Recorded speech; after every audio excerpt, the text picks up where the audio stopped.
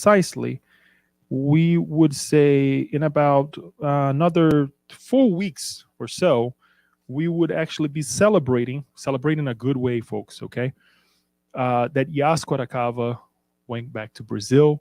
She found a new life, rightly so, after working so many years here in the US and also working very hard here at the SSB as well, enlightening us with her questions, with her ideas as well, keeping us in check, right?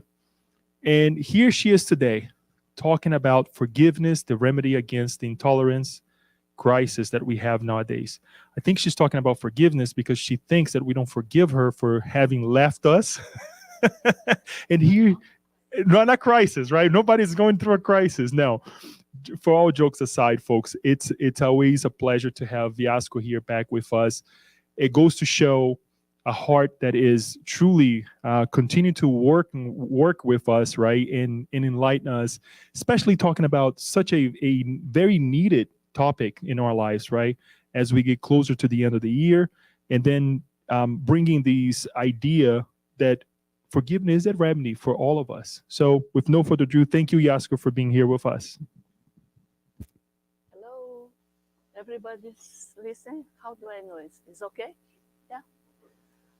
So where's the camera? Hi, everybody over the internet. Hello, you friends that came to honor me. It's so nice to come back. 1 year already that passed, that I said goodbye to you guys. A lot passed. I'm now settled in a nice place. You are all invited to come to visit me, okay? So I decided, together with Daniel, to choose this topic, forgiveness in times of crisis, intolerance crisis. We all know, not only in Brazil, but the United States, Europe, Middle East, everywhere, we have this intolerance between people, either because it's religion, it's politics. Politics is reaching. I get out from Brazil, I reach here, I get out from here, is Brazil. So it's a lot of intolerance that I did not face for a long time, this great polarization that they say. And that causes a crisis. And who says this is Emmanuel. Emmanuel, in this book, Mãos Unidas, Joined Hands, psychographed by Chico Xavier, he talks about this chapter. Chapter 37 of this book is called The Strange Crisis. And in one part he says, in condition of fragile and indebted spirits that most of us are still, ... we need to accept. So that's what he's going to talk about in this chapter. So I show here, many solutions. You see, there is solution for food, solution for jobs, solution for COVID pandemic, etc. So he says, the world has been creating adequate solutions, like I said, for most of the crises that plague it.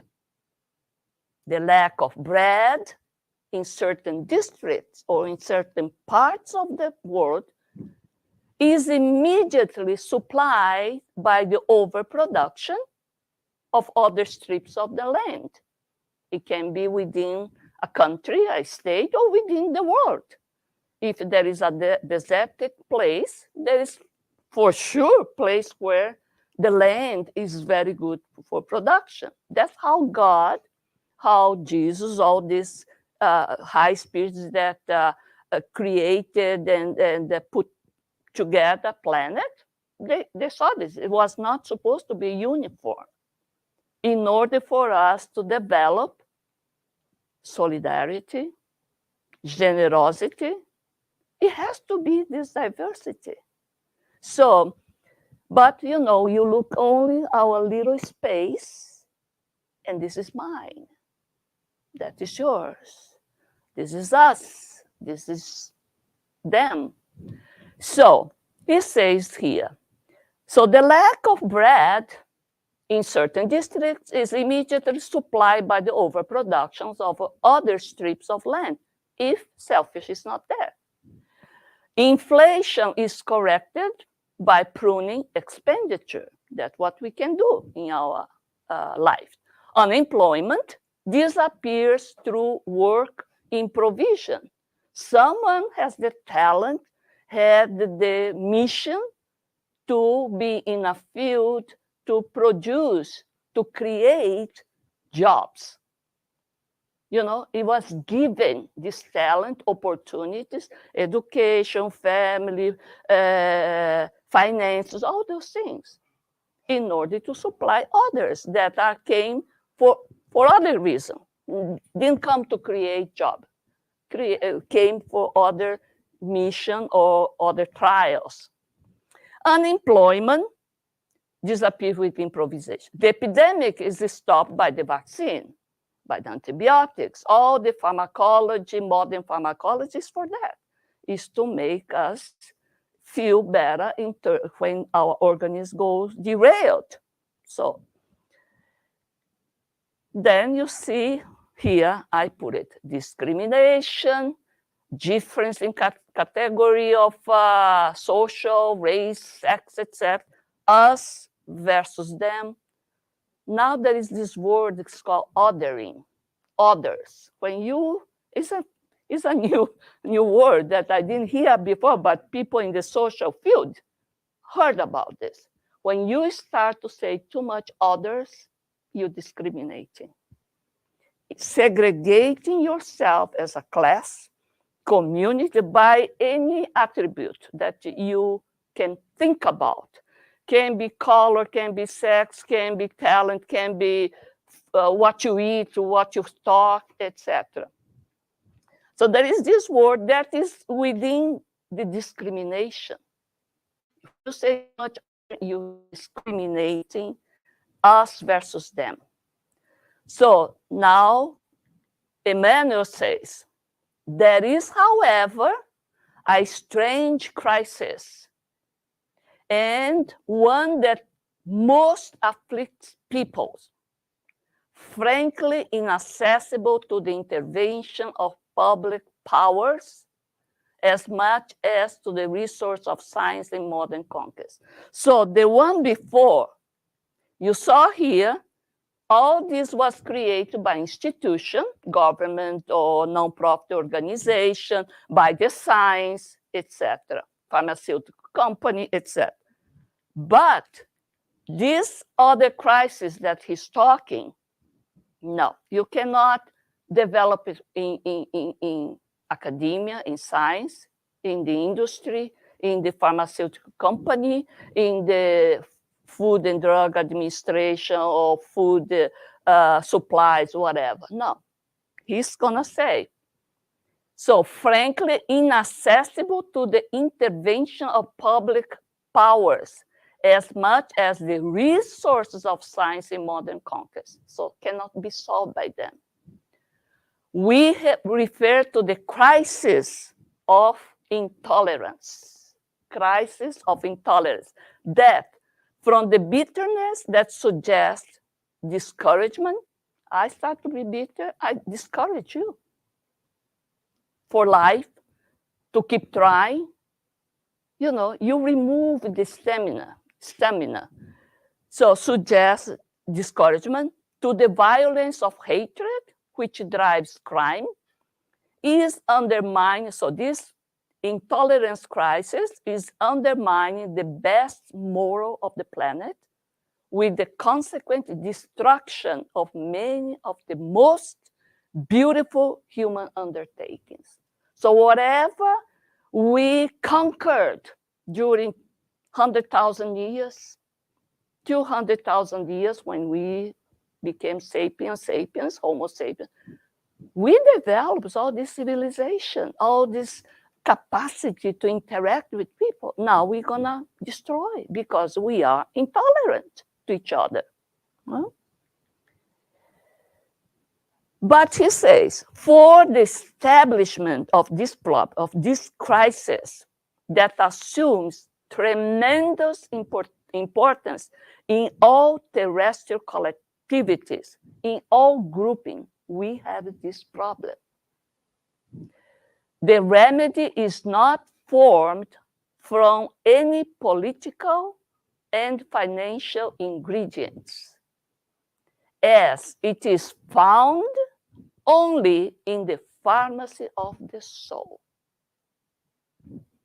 expressed in pure and simple forgiveness. You cannot say, well, I hope the government give me a little bit of forgiveness. A solution. There is no solution from that. It's from us. So it's serious because it depends on us. Forgiveness is the only mental antibiotic,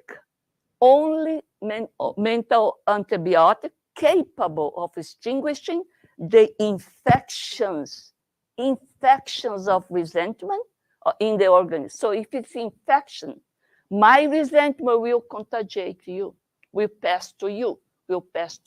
In the end, SSB group is going to be intolerant with resentment. And we know that it's possible, right?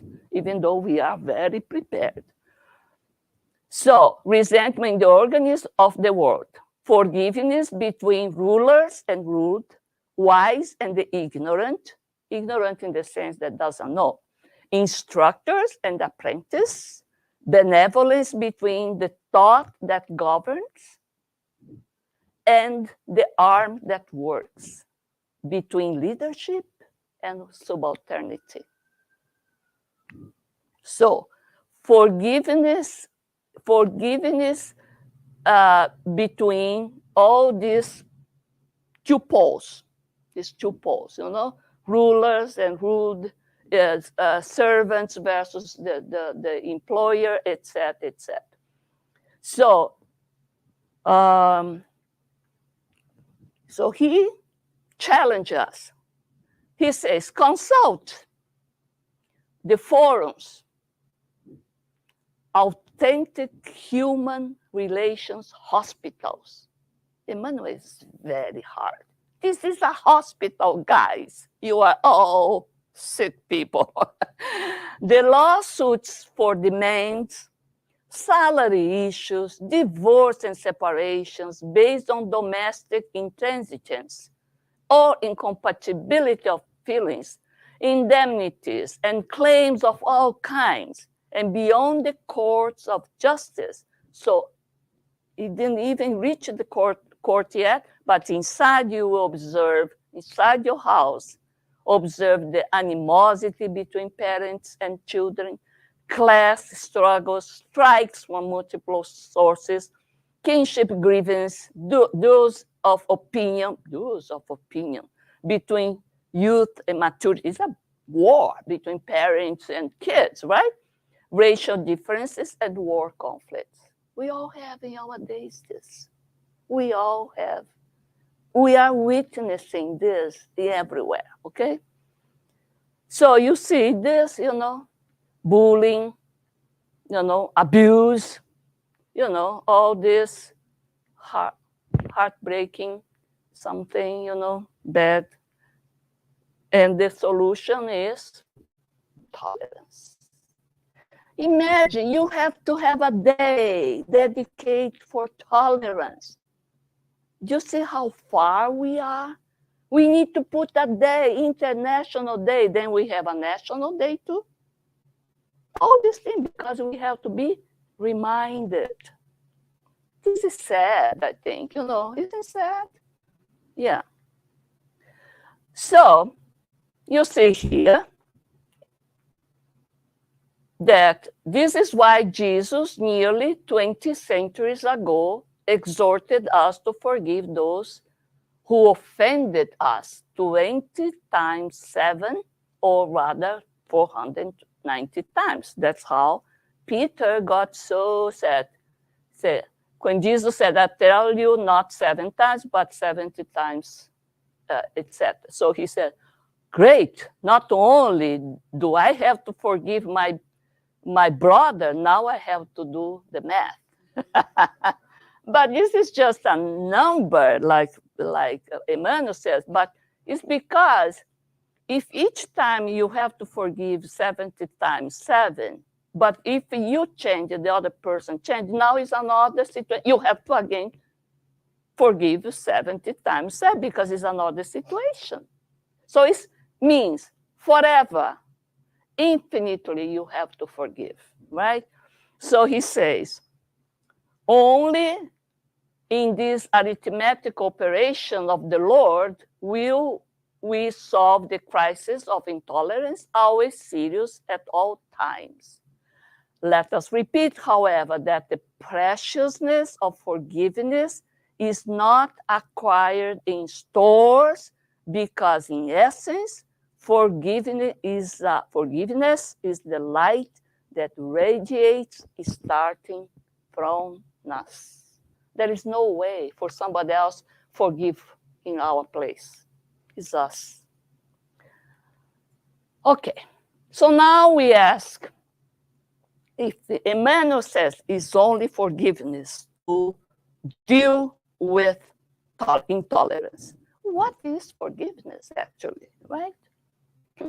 So they say forgiveness is the change in the mental state in which a person decides and succeeds in eliminate anger towards another person who has deliberately done something unfair and harmful to them.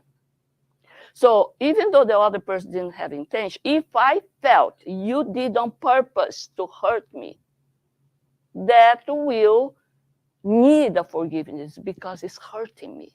It caught me. So it's a case that needs my forgiveness. Because there's something that I didn't care, you didn't care, it was something temporary, you know. We don't remember in a couple of hours. So that doesn't need forgiveness, but that state needs forgiveness. So, but I like this because it says, change in the mental state in which the person decides. If we don't decide to forgive, we won't forgive from the heart. It's a decision. It's the will. That's hard. That's hard. Because I don't want to forgive. I only do if someone say you have to, otherwise you're going to lose this, that. But no, they said, no, you have to want it to forgive. For some, you have to arrange the reason for yourself to forgive. And towards that person. Forgiveness means that the person is aware of injustice and had to make the decision to release the blame or anger. So I know someone made an injustice to me. I'm aware that I didn't deserve that. But nonetheless, I decided by my own sake to forgive. By my own benefit, or the benefit of those around me that will feel the problem of my mood, for the sake of them, I decide I'm going to put an effort, conscious way. Forgiveness is not to forget the offense, because I'm not Alzheimer. I remember. But you reframe that incident in a way so my emotional reaction is not any longer the same 20 years ago. Someone broke my best china, my best toy.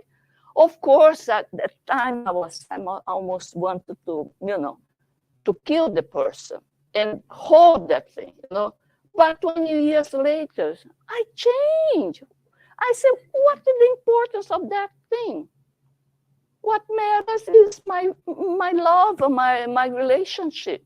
That is, but so we have to do something to change, to reframe that event. Say, well, that was not, the person probably was, all caught up in some problems, didn't see, didn't mean to, whatever it is that help us to change, but not forget.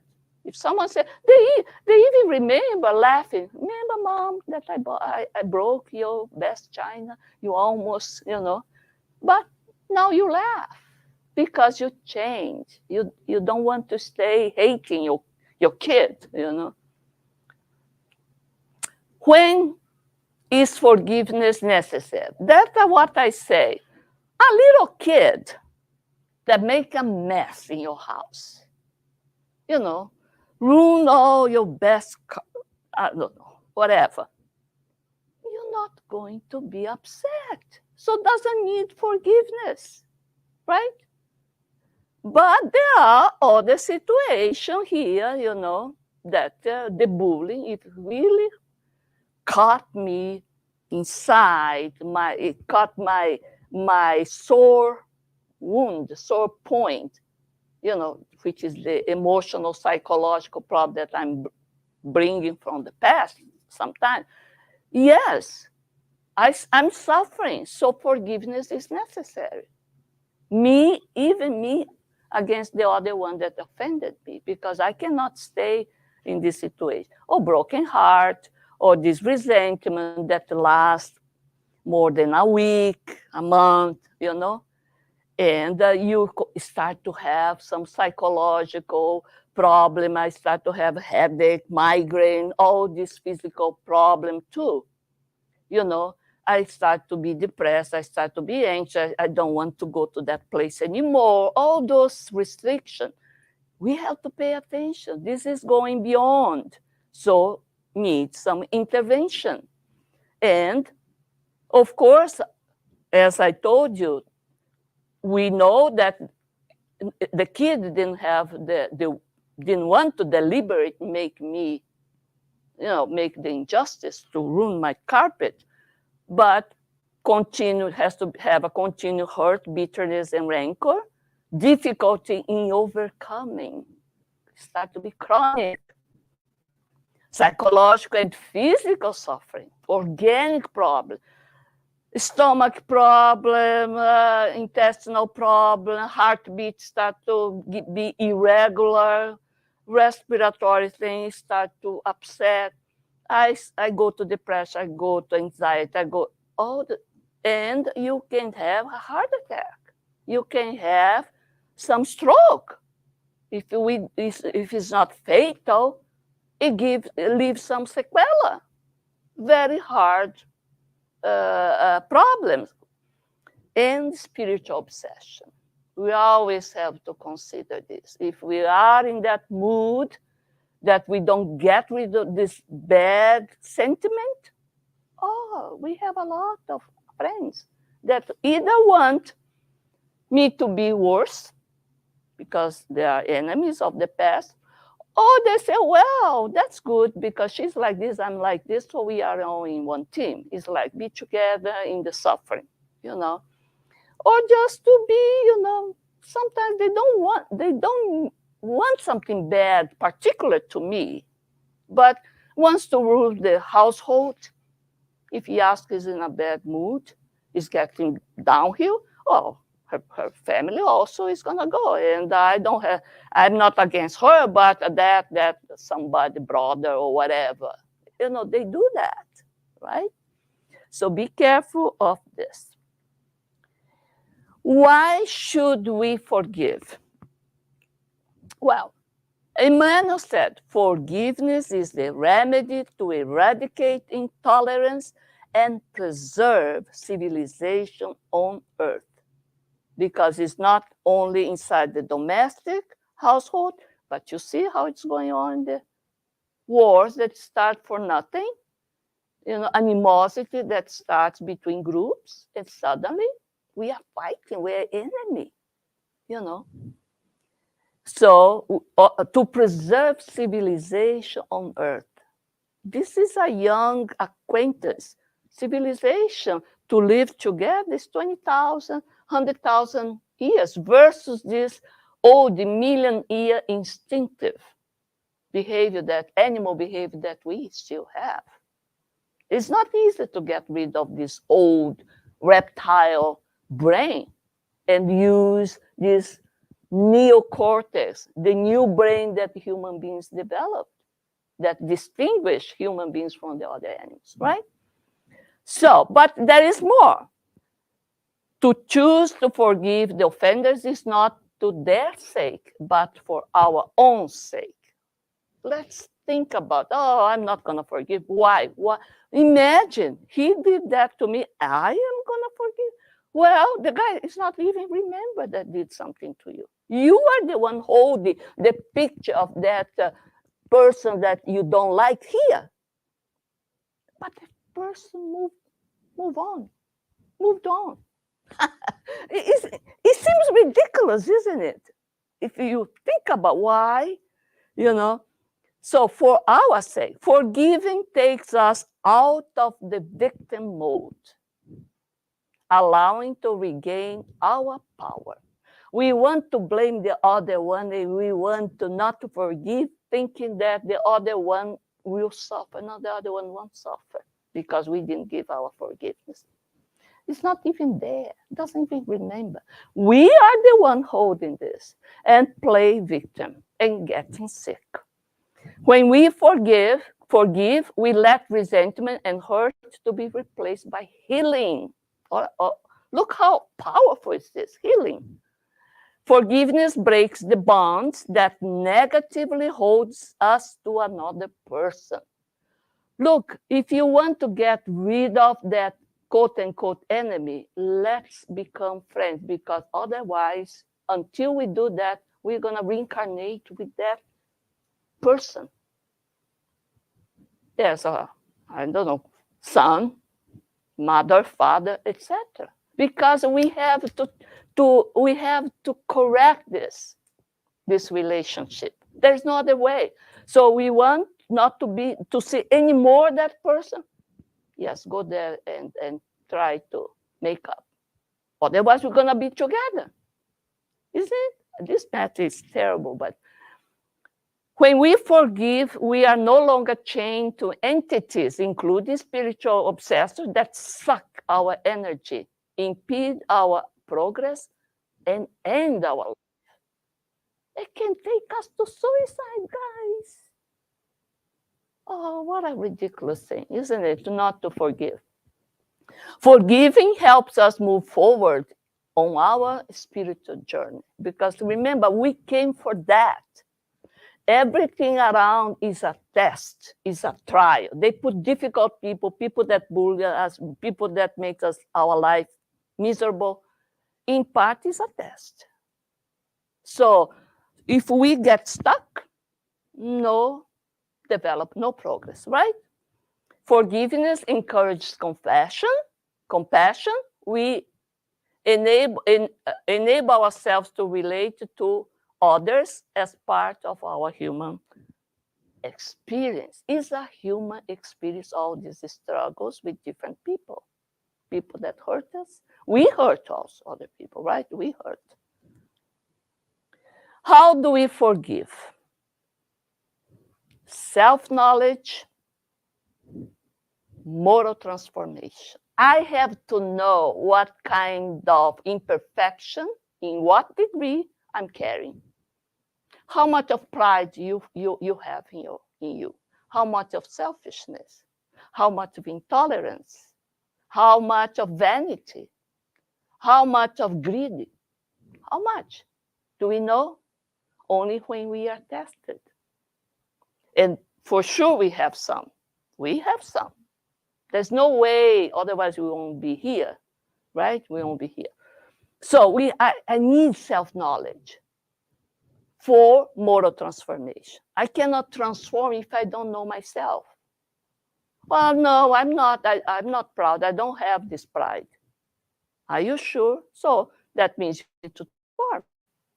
Oh, no, I'm very generous. No, I give things to the church, to the, no, to my family. No, I'm not selfish. Are you sure? If you have to get from your part or the part of your son or your family to give to the other, it's the same. No, we have to know and be honest that we have some imperfections. That's why we have to work on it, right? Okay, so in Kardec's book, the Spirit's book, they say, just to call attention, what are the moral imperfections that is more important. Question 919, what is the most effective method for guaranteeing self-improvement and resisting the attraction of wrongdoing? Attraction. We want to do bad things. It's our habit because it's a way to survive, is to knock down the other one, the competitor. This is our old animal instinctive behavior.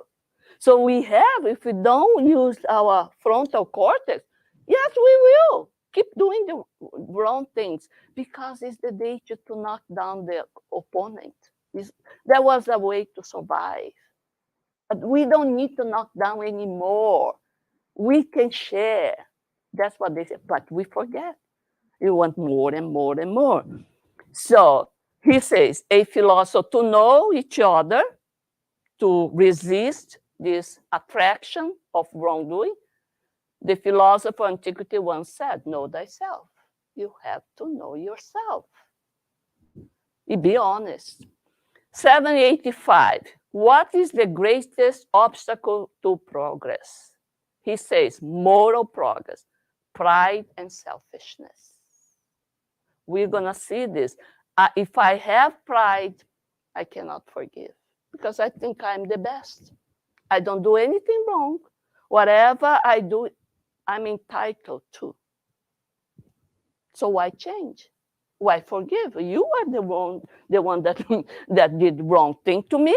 Why I have to forgive? Selfishness too. No? Well, it's me and me. Why I should think about your well-being? I'm here to take care of me. Maximum is my family. Maximum is my family. And somebody uses the excuse, oh, but I have to take care of my family. Well, but it's at what cost? Price. No? 913, which among the vices may be regarded as the root of the other vices? Selfishness, as we have repeatedly, now the Spirit is getting kind of tired to tell again to Kardec. I told you already, as we repeated to you, for it is from selfishness that everything evil proceeds. Why? Because of our material attachment. As much material attachment I have, it's going to be very difficult for me to be generous from the heart. I only give what is in excess. No? What is in excess? Probably I don't need it, etc. Right?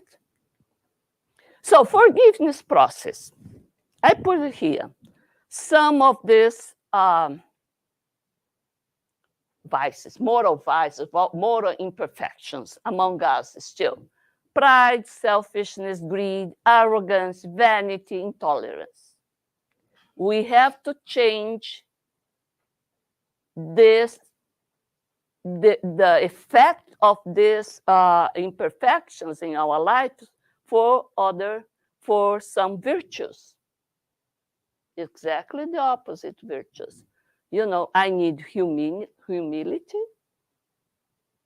I need to be meek.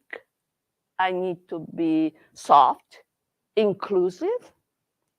I need, instead of selfishness, fraternity, tolerance, mercy, and love. In the end, love for everyone, including ourselves. So how I'm going to transform all these bad tendencies that will be the block roadblock for forgiveness. How am I going to transform this to this? You know, it's a process. It's not going to be achieved in this lifetime, but we have to do it, and we've been doing for sure from the last.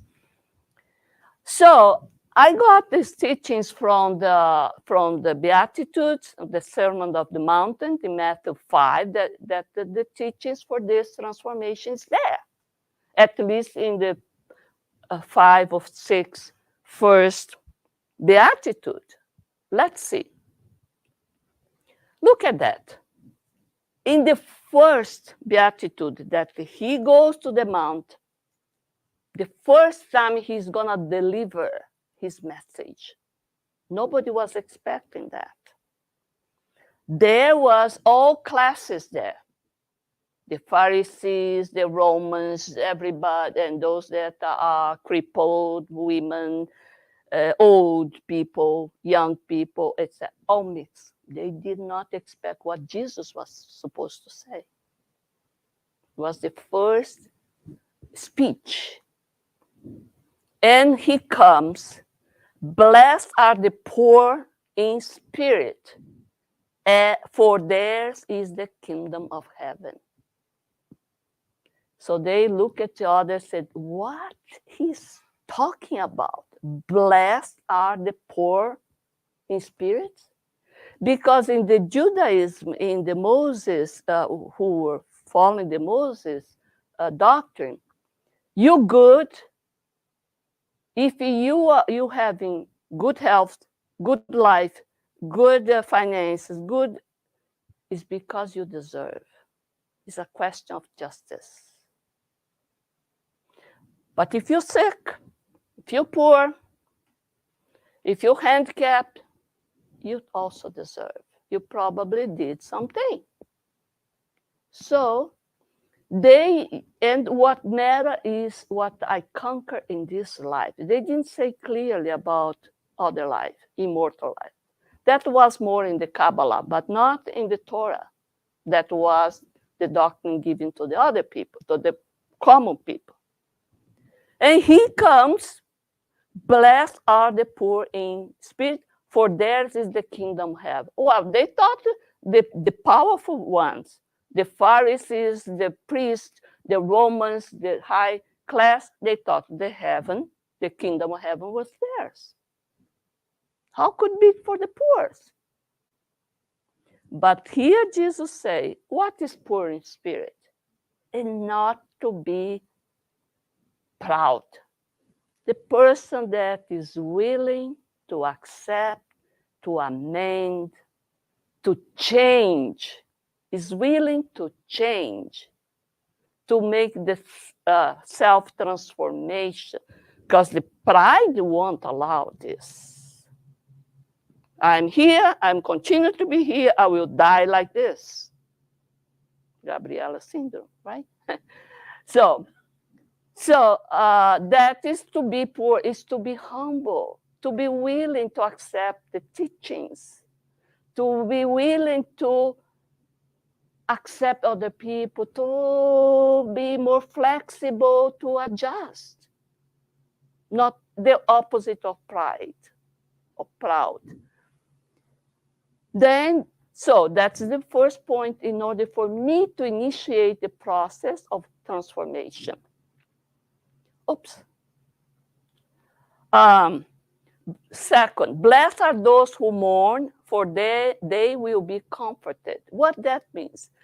I can change. I say, oh, I change. I know what you want. I know I have to be more flexible. I know I have to be more understanding. But it's going from my words. But when I cry, when I repent truly, I cry. You see this in the mediumistic meeting, when the spirit is really changed and wants to redo things, they cry. They really repent from the heart. They're suffering. They wanted to really change. that's when we say, no, I am changing from my heart, because the way I was before is hurting me. I cannot no longer stay with this suffering. I want to change. Then we'll be comforted. Third, blessed are the meek, for they will inherit the earth.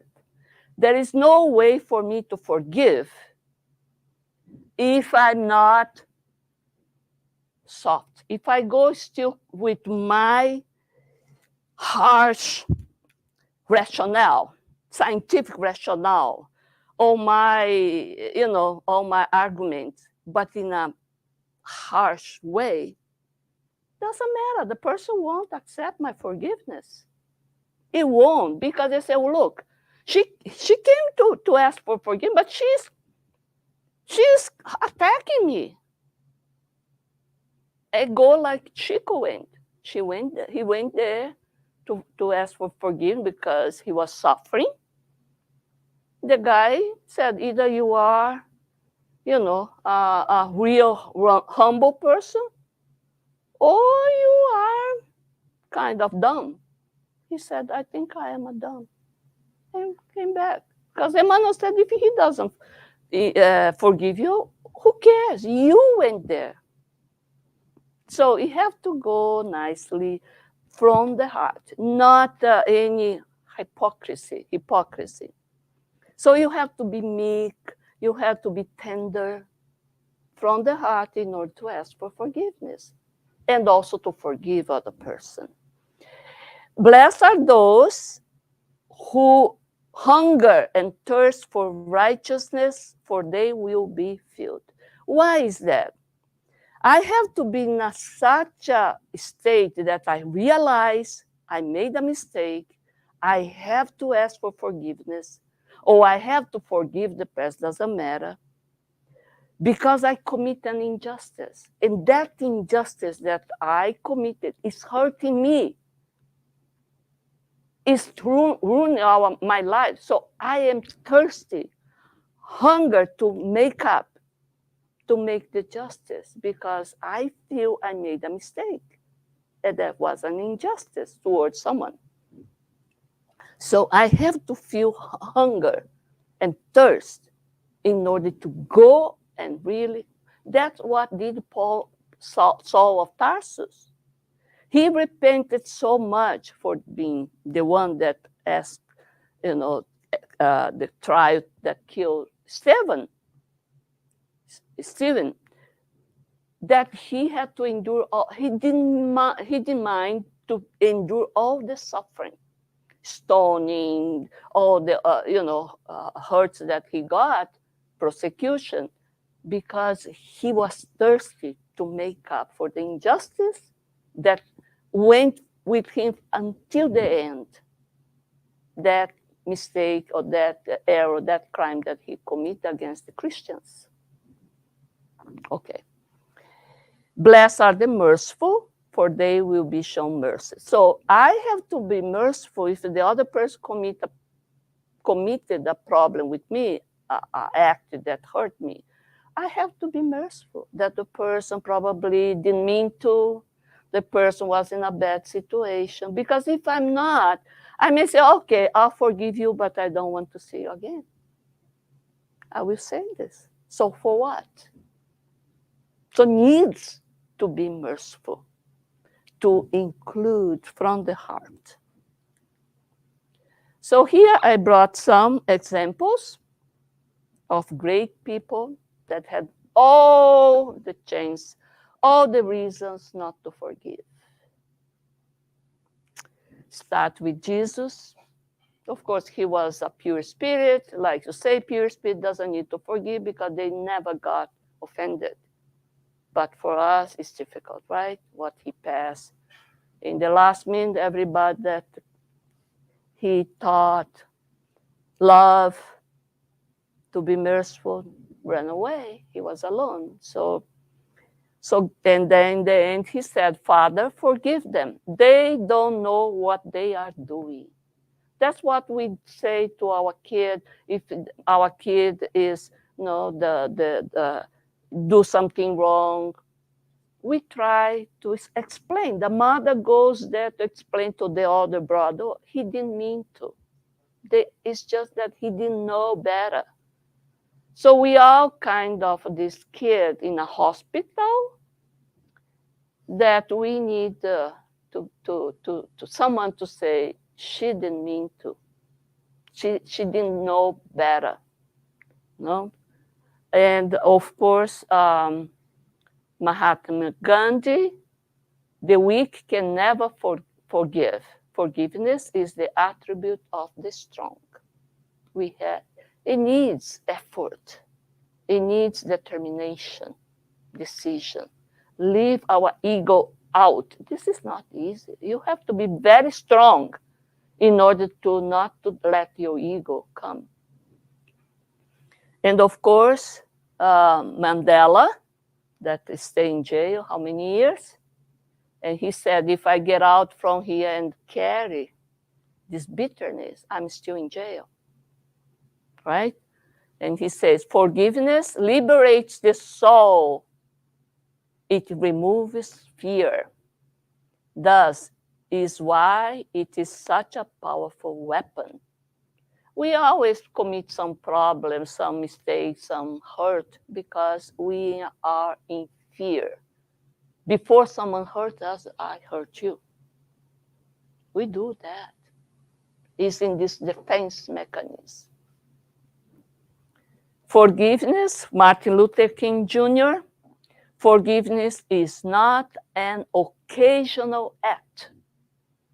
It is a permanent attribute. Permanent, because we are still imperfect.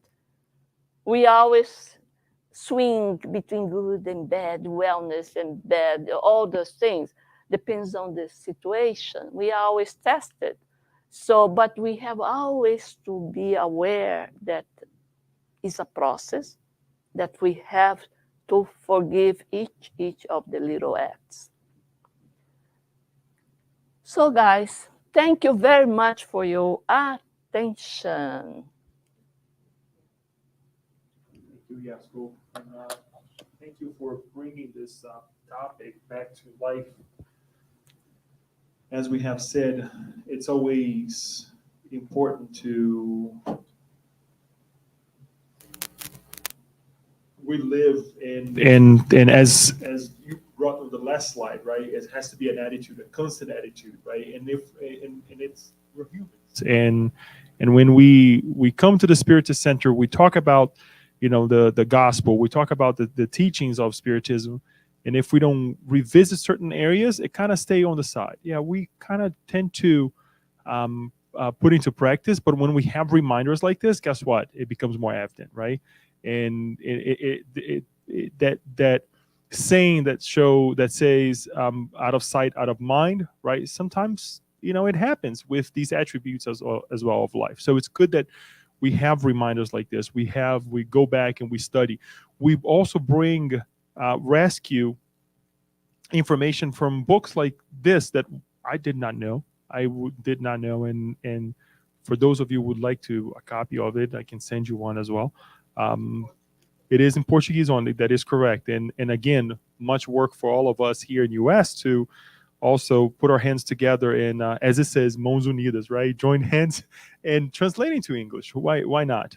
But also the Beatitudes, right? That we come and we learn so much. We can learn so much from the Sermon of the Mount as well. That is, with the Beatitudes are inside of the Sermon of the Mount. So thank you again. It's always good to have this reminder. Daniel, do we have any questions yet or any comment? Come over here, Yasco.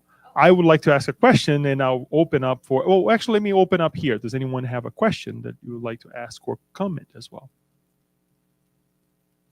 All right, I'll then ask. I'll be Yasco today. So you brought one important topic at the beginning in terms of what was the word again that you brought? I forget now. Sorry, I want to make it othering, right? And we see this us and then quite often here nowadays.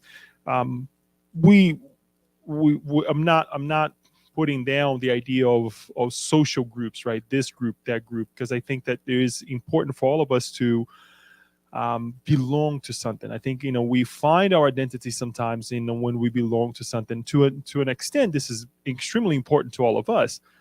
But one of the things that I also see with this idea of belonging to a group, it kind of separates people, right? Because now I'm part of this group, I'm part of that group. Quite often, I believe that it is the same thing as I belong to this tribe. Don't come near my tribe, or don't do anything that will disturb my tribe, right? So what can we how can we process not only the whole thing, but also to behave towards this idea that is becoming so vivid in our lives of separating ourselves or choosing this or that group, and we see intolerance coming from it, right? So I think it's very important that it's not that you're gonna wipe out the cultural attributes of a group. Say, there is some immigrants, some Brazilian friends, some cultural thing going on. That's healthy. Unless you say, well, we are better than you. It's us and them. I don't eat your food because I was raised 2 or 3 generations. My grandmother used to make this in this way, and this is the best. That means when you say this is the best or better, you're saying the other one is not acceptable. So when you say, okay, we have this gathering, Brazilian, come and taste our food to see if you like. That's how we do. But we love also to learn, to exchange recipes with the other culture, ethnic. Be those. Even yesterday we went to a Vietnamese, Indonesia restaurant. It's so nice when you can check ethnic restaurant because you learn. You learn.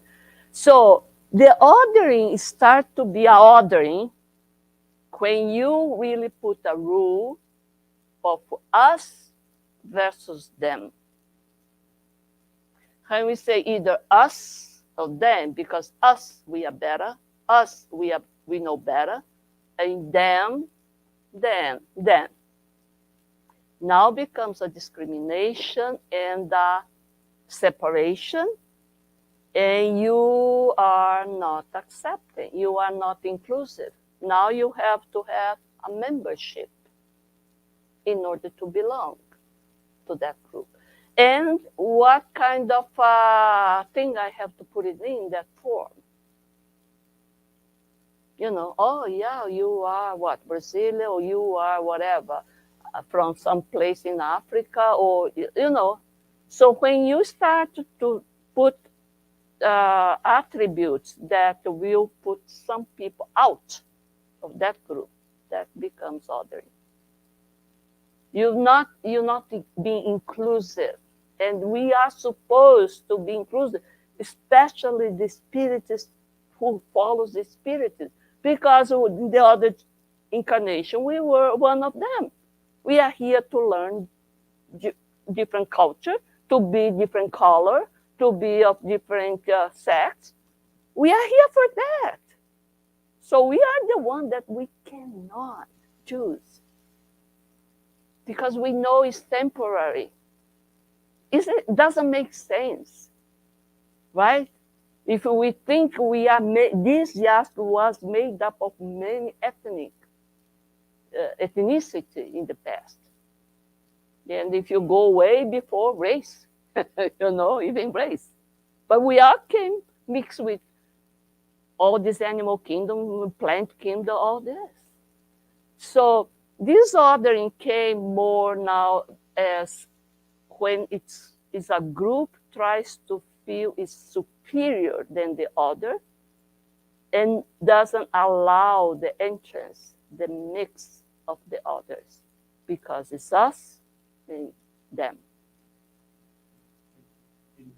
I'd like to ask a question,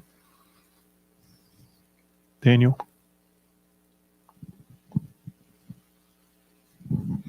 Thank you, Yasco. Very good presentation.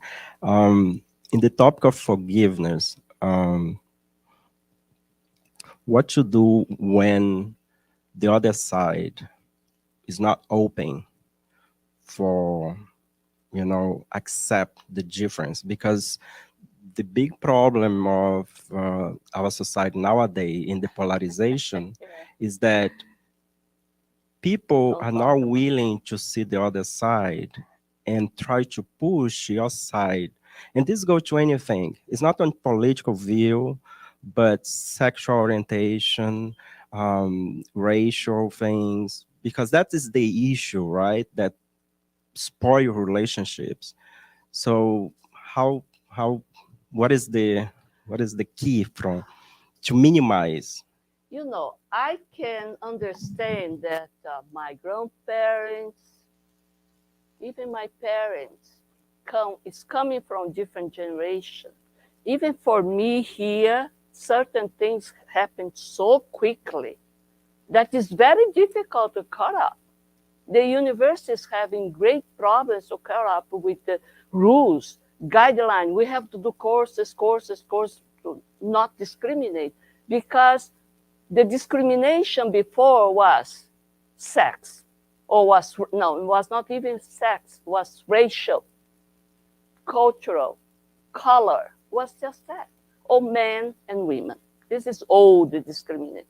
But suddenly came many different other differences, legitimate difference.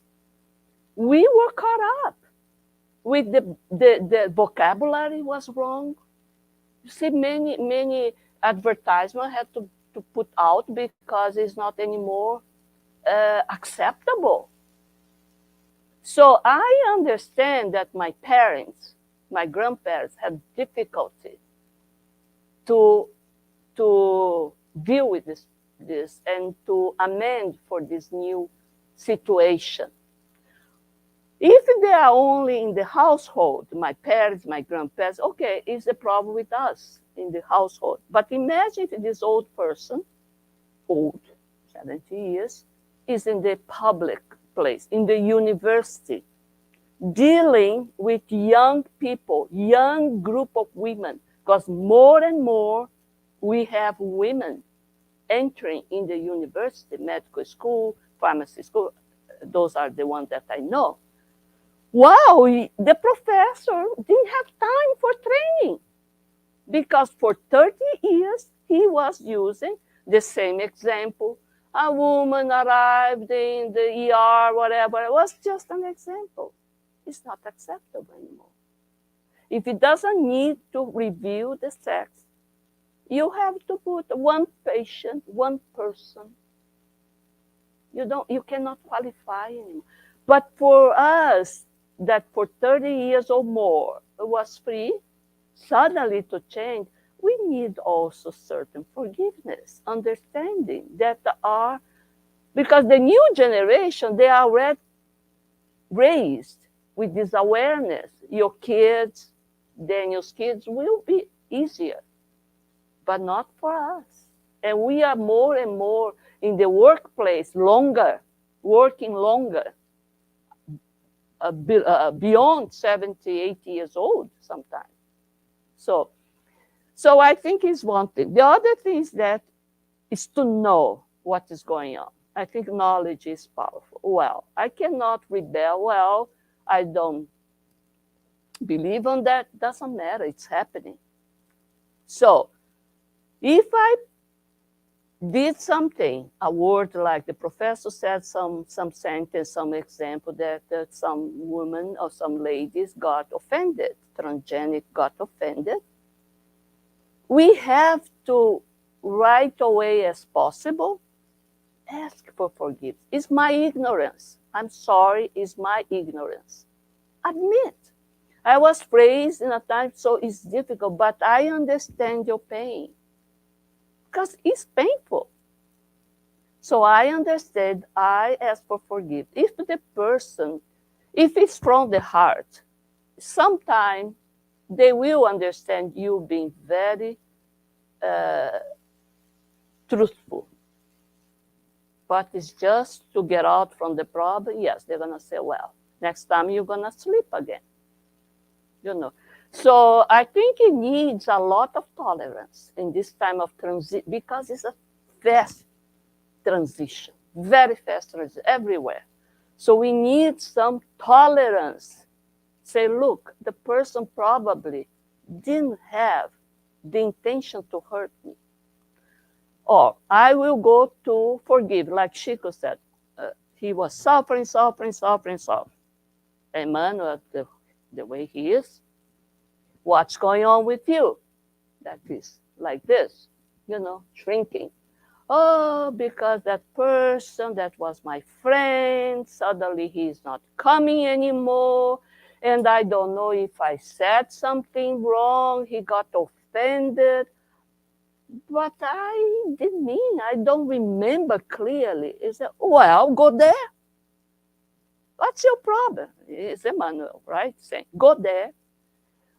Yes, but how about if he hurt me? He says bad word to me, or he says that I am hypocritical, whatever.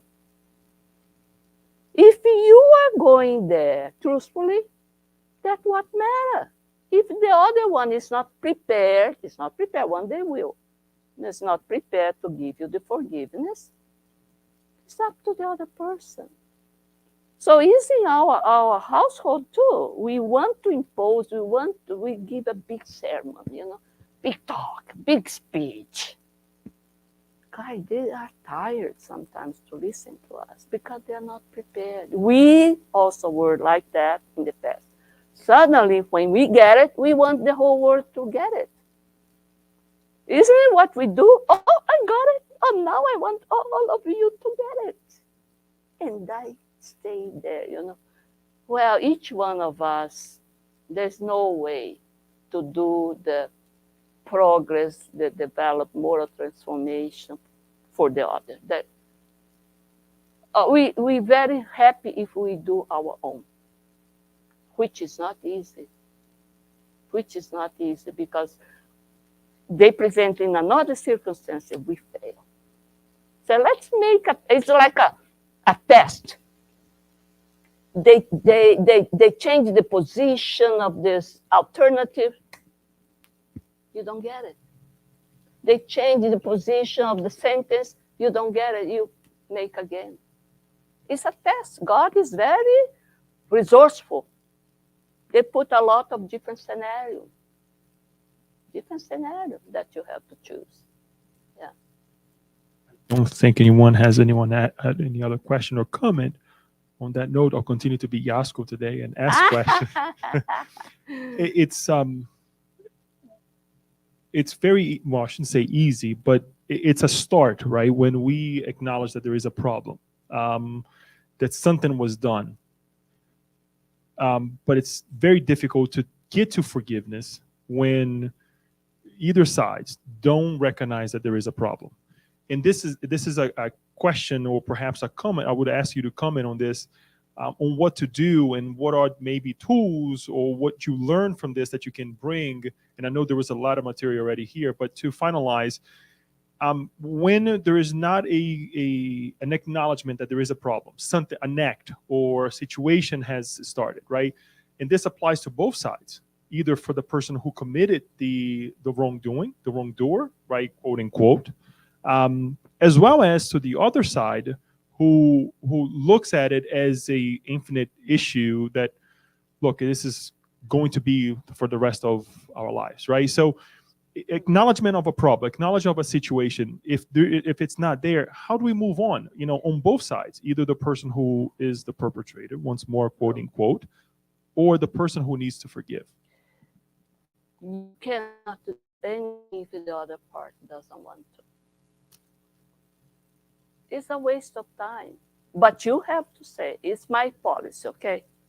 I tell the person, I say once without warning. I say once, what is my opinion, what I think about the behavior. If it's a close enough person, I do the second time, and then I warn. This is the second time I say, there won't be a third time. Because the person is not because the person doesn't want, is not prepared to change. There's other issues that make the person upset with you. He's upset if he changes. There is this pride still there. With the pride, you cannot change, you know. And there is a lot of selfishness. I deserve the way to be the way I want, even if you are a parent, right? Unless you are small one that you have to take care of, otherwise they're gonna kill themselves. So you say, and the best way is not to engage. There's certain issue, don't engage. Because when you engage, you're gonna hurt someone and someone will hurt you. Politics, polarization, discussion of religion, discussion of who said this or the other one said that. You cannot engage. I said, also very clear, this issue is not gonna be brought in our table in this situation. We have to be clear. What I do is I don't listen to the news. I don't do this. I don't want discussion about this. Don't bring this to me. Politics in Brazil? No. Here, because I'm a little far, it doesn't hurt me, you know. But when it starts to hurt, cause some resentment, suffering, you have to stop and don't engage. Not to be brutal, rude, but say, look, I can't because it goes bad in my, health. And pray. Pray is so powerful, guys, because during the night, they are wiser. Our mentor say, my mentor talked to the mentor of that person, and please do something to this, because we are incapable. We don't have resource for that. Even God let you go through so many incarnations, but we want to fix now because I realize what is good. Well, but you've been stubborn. How many incarnations there, right? So I think we have to be patient at the point, of course, that sometimes we even lose the person. Sometimes we lose the person, unfortunately, because that spirit has a long story. And we are just there as a mother, father, but there's all the other groups around. So the only thing to protect, to shield from all the spirits, incarnated, discarnated, is the prayer. It's very powerful, guys. It's very powerful. Because there is no other way, because your words is negative at certain points. And posture, of course. Your posture, your attitude, your behavior has to be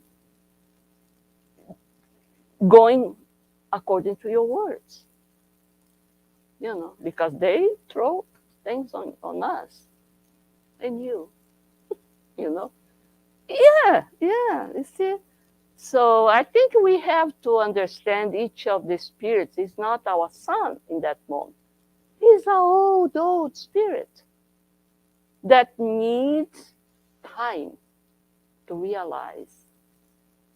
If you read the trilogy of Ivone do Amaral Pereira, those 3 books, God, you that are reading those books, you say, didn't she get it?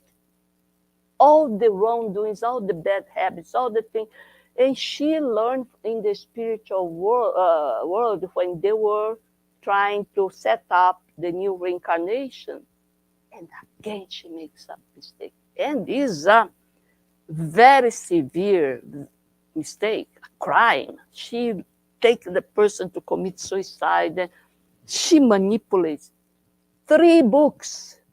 All the 3 books, she is in this bad situation. Now she came, of course, as Yvonne, and had to pass through finally she got it, because she could have again make a mistake, because people enticed her to call that person, the spirit that she was always together, Roberto de Calaneiras, making him commit a suicide, etc. He was born, but he was born in the other side of the world. They had a chance. And Spirit Charles said, look, in 3 incarnation was bad. You didn't succeed. You got worse and worse. In the end, she got really sick, mentally sick, because of the obsessor. Don't answer. Don't go to meet this person. So that's what they say to us too. Don't go. There is this, the people, because the obsessor wants you to go down again. Yes, thank you so much. Welcome. As we have mentioned, it is a divine help, right, to receive this this reminder, right, and work together on this. Thank you again. She is already being called to give other talks, perhaps when she's here in the US, as well as from back home too. And we're grateful to have you here. And it is an example as well of to give a continuation to what we have learned, right? Yasco is, I'm not saying this just because it's Yasco, but it's to, when we change our physical lives, when we change the settings of our lives and still continue to do the work and to present the work, is a way, as JFK usually said, the best way for us to show our gratitude is by doing it, right? By continue the work, by really spreading the word, and really we're not talking about forgiveness. So thank you for that. We hope that everyone finds this book and these teachings very helpful as well, and get to learn more as well and multiply it. On the idea of multiplications, we would like to say our final prayer, and we will be having our passes here at the USSSB as well. And we ask everyone to join energies, join forces, so we can go ahead and prepare this moment for us as well. I'll ask Daniel to put some music on. I'll turn this off, and I'll ask Jeanette, or thank you, Johnny.